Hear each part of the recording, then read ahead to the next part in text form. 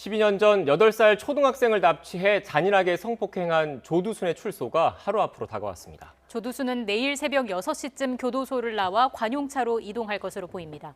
취재기자 연결해서 자세한 소식 알아보겠습니다. 박석영 기자. 네, 사회부입니다. 네, 내일 출소하는 조두순, 어디로 어떻게 이동하게 되는지 자세히 설명해 주시죠. 네, 법무부는 내일 새벽 6시쯤 조두순이 형기를 마치고 석방된다고 밝혔습니다.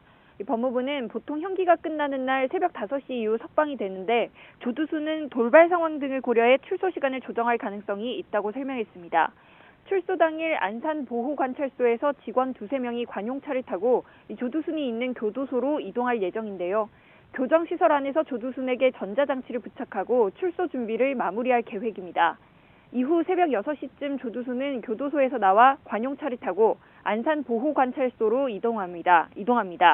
보호관찰소에서는 보호관찰 개시 신고서를 접수하는 등 행정 절차가 이뤄지게 되는데 2시간 정도 걸릴 전망입니다. 법무부는 조두순 출소에 대한 사회적 관심이 큰 만큼 조두순이 보호관찰소에 있을 때 간단한 브리핑을 진행하겠다고 공지했습니다.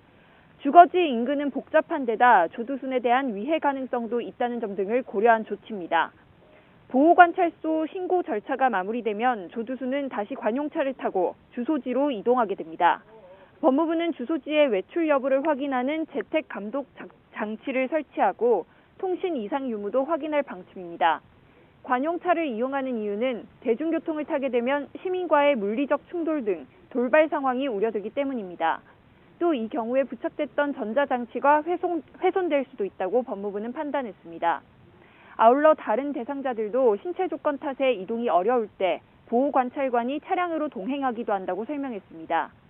조두순은 출소 이후 7년 동안 전자장치를 차게 되는데요.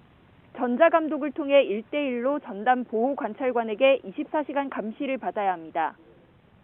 안산시와 경찰도 대응 방안을 마련했습니다.